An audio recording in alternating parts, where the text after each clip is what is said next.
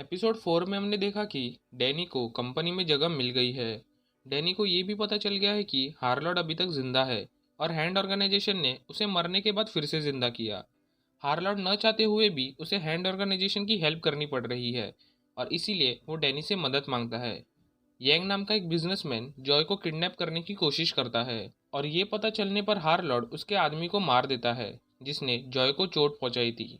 Episode के and में Danny को पता चल गया है कि हैंड ऑर्गेनाइजेशन उसके कंपनी के हेल्प से ड्रग की डीलिंग कर रही थी।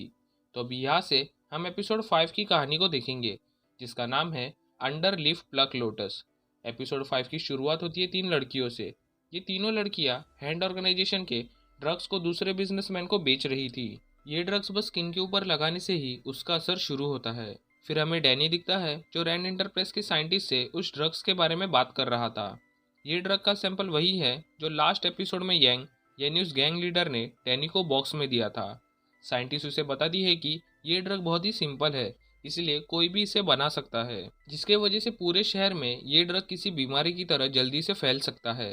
डैनी ये सुन के वार्ड से मिलने जाता है और कहता है कि ये ड्रग्स हैंड ऑर्गेनाइजेशन हमारी कंपनी को यूज करके बेच रही है। पर वार्ड इस पे भरोसा नहीं करता और कहता है कि ये सब प्रॉब्लम डैनी की है और उसे ये सब खुद सॉल्व करनी पड़ेगी। डैनी ड्रग के पैकेट को वार्ड के कैबिन में ही भूल जाता है और वार्ड उसे अपने पास रख लेता है। फिर डैनी अपने असिस्टेंट मेगन से मिलने जाता है और उसे रेड हुक पायर के बारे में पूछता है। पायर एक ऐसी जगह है जहाँ बड़े बड़े शिप्स आके रुकते हैं और इसी जगह से हैंड ऑर्गेनाइजेशन अपने ड्रग्स को इस शहर में लाते थे। पर मेगन को इसके बारे में कुछ ज़्यादा पता नहीं था, इसलिए डैनी को वो कुछ ज़्यादा इन्फॉर्मेशन नहीं दे पाती। फिर हमें दिखता है कि जॉय एक लॉयर के साथ मीटिंग कर रही है। लॉयर जॉय से कहता है कि उसकी क्लाइंट रजीना ने कंप्लेंट की है कि उसके बेटे को रैंड कंपनी के केमिकल प्लांट से निकलने वाली गैस से कैंसर हुआ है। जॉय उससे कहती है कि उनका सब काम लीगल है और उन्होंने सब गाइडलाइंस फॉलो की है, इसलिए रैंड एंटरप्राइज की इसमें कोई गलती नहीं है।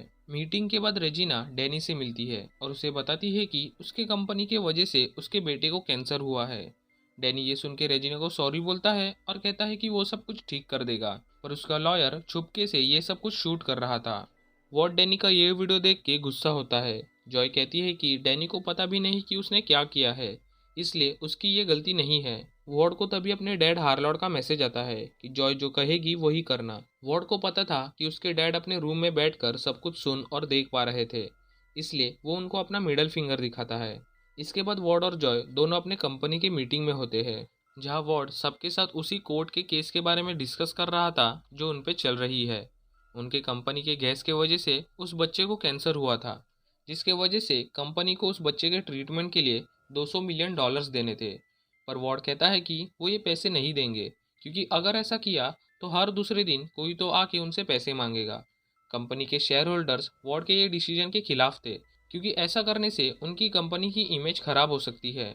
पर जॉय सबको समझाती है कि इतने साल वॉर्ड ने ही ये कंपनी के सारे डिसीजन लिए हैं और कभी भी उसका डिसीजन फेल नहीं गया है, इसलिए वो सबको वॉर्ड पे भरोसा रखने के लिए कहती है। मीटिंग के बाद जॉय वॉर्ड के केबिन में जाती है, जहाँ उसे दिखता है कि वॉर्ड ने ड्रग्स लिया है और वो नशे में है। वॉर्ड ने वही ड्रग लिया था जो स्टार्टिंग में डैनी उसके केबिन में भूल गया था। वॉर्ड जॉय को थैंक यू कहता है क्योंकि वो हमेशा उसके साथ थी। इसके बाद हमें कोलन दिखती है जो क्लेयर को ट्रेनिंग दे रही थी। क्लेयर को हमने पहले भी डेयर डेविल और लूक केज के सीरीज में देखा है, जो एक नर्स है। लूक केज सीरीज के लास्ट एपिसोड में क्लेयर को कराटे क्लासेस का पोस्टर दिखता है जो कि कोलन के क्लासेस का था, और तभी क्लेयर ने यहाँ आने का डिसाइड किया। दोनों ट्रेनिंग कर रहे थे कि तभी वहाँ डैनी आता है और डैनी ने कोलन के लिए डिनर लाया था क्योंकि उसे कोलन से इम्पोर्टेंट बात करनी थी। दोनों डिनर के लिए बैठते हैं, पर क्लेयर वहाँ से जाने के बजाय वही रुक जाती है और उनके साथ बैठ के खाने लगती है। क्लेयर यहाँ डैनी के उसके पहले के लाइफ के बारे में पूछती है और ये सवाल करती है कि तुम यहाँ पहले क्यों नहीं आए। डैनी कहता है कि कुनलुंग ये जगह अलग डायमेंशन में बसी हुई है और इसीलिए उसे उस डायमेंशन के दरवाजे का खुलने का इंतजार करना पड़ा। क्लेयर को जब समझता है कि डैनी उसके वजह से कोलन से ठीक से बात नहीं कर पा रहा, इसलिए वो वहाँ से चली जाती है। डैनी फिर कोलन को हैंड ऑर्गेनाइजेशन के बारे में बताता है कि वो लोग शहर में ड्रग्स को इंपोर्ट कर रहे हैं और उन्हें रोकने के लिए डैनी को कोलन की हेल्प चाहिए। पर कोलन कहती है कि वो बस एक मामूली मार्शल आर्ट्स की टीचर है और वो उसकी कुछ हेल्प नहीं कर सकती। पर डैनी कोलन को समझाता है कि वो बहुत अच्छी फाइटर है। डैनी यह कहता है कि अभी कोलन को इस जगह का रेंट भरना नहीं होगा क्योंकि डैनी ने ये पूरी बिल्डिंग ही खरीद ली है। कोलन फिर डैनी की हेल्प करने के लिए मान जाती है। दोनों फिर उसी रात को उस रेड हुक प्रायर वाली जगह जाते हैं जहाँ उन्हें दिखता है कि 3 ट्रक भर के कुछ सामान लाया गया है। दोनों एक जगह छुप के सारे इंसिडेंट को शूट कर रहे थे, पर उन्हें ट्रक में कुछ भी अलग नहीं दिखता क्योंकि सब कुछ नॉर्मल सामान था। इसलिए डैनी खुद एक ट्रक में जाके ड्रग्स को ढूंढने जाता है। तभी गार्ड्स ट्रक का दरवाजा बंद कर देते हैं और डैनी ट्रक के अंदर ही फंस जाता है और ट्रक चलने लगता है। ये सब देख के कोलन डर जाती है और एक आदमी की कार चुरा कर उस ट्रक का पीछा करने लगती है। ट्रक के अंदर डैनी को एक दरवाज़ा दिखता है और जब डैनी अंदर जाके देखता है तो वहाँ पे एक आदमी था। डैनी उससे पूछता है कि तुम कौन हो। वो बताता है कि उसका नाम रैंडोवन है और वो एक केमिस्ट है। पर इतने में ही उसका गार्ड आता है और डैनी पे अटैक करता है। डैनी और उस गार्ड की फाइट होती है, पर फाइट के बीच में ही गलती से वो गार्ड रैंडोवन के चेस्ट में नाइफ मार देता है। ये देख के डैनी गुस्सा होता है और गार्ड को मार के बेहोश कर देता है। डैनी फिर आयरन फिस्ट से ट्रक के दरवाजे को तोड़कर बाहर आता है। कोलन जो कार से ट्रक का पीछा कर रही थी वो कार को ट्रक के पास लाती है और डैनी रैंडोवन को लेके कार पे जंप करता है। दोनों फिर रैंडोवन को लेके डोजो में जाते हैं जहाँ कोलन रैंडोवन का इलाज करने क्लेयर को बुलाती है। क्लेयर डैनी का क्रेडिट कार्ड लेके रैंडोवन के चेस्ट में लगाकर उसका टेम्परेरी इलाज करती है, जिससे उसे सांस लेने में हेल्प होती है। रैंडोवन को वापस हैंड ऑर्गेनाइजेशन के पास जाना था क्योंकि रैंडोवन की बेटी हैंड ऑर्गेनाइजेशन के कब्जे में थी। रैंडोवन ही वो इंसान है जो हैंड ऑर्गेनाइजेशन के लिए ड्रग्स बनाता है और अगर उसने ड्रग्स बनाना बंद कर दिया तो हैंड ऑर्गेनाइजेशन उसकी बेटी को मार देंगे। हैंड ऑर्गेनाइजेशन का नाम सुन के क्लेयर डर जाती है और बताती है कि डैनी ने खतरा मोल लिया है। क्लेयर का पहले भी हैंड ऑर्गेनाइजेशन के साथ पाला पड़ चुका है और उन्हीं की वजह से क्लेयर की हॉस्पिटल की जॉब चली गई थी। डैनी कहता है कि वो रैंडोवन की बेटी को हैंड से छुड़ा कर लाएगा। क्लेयर समझाती है कि ये किसी खास इंसान का काम है, पर डैनी बताता है कि उसे पूरी लाइफ इसी की ट्रेनिंग मिली है और बस वो ही हैंड को हरा सकता है।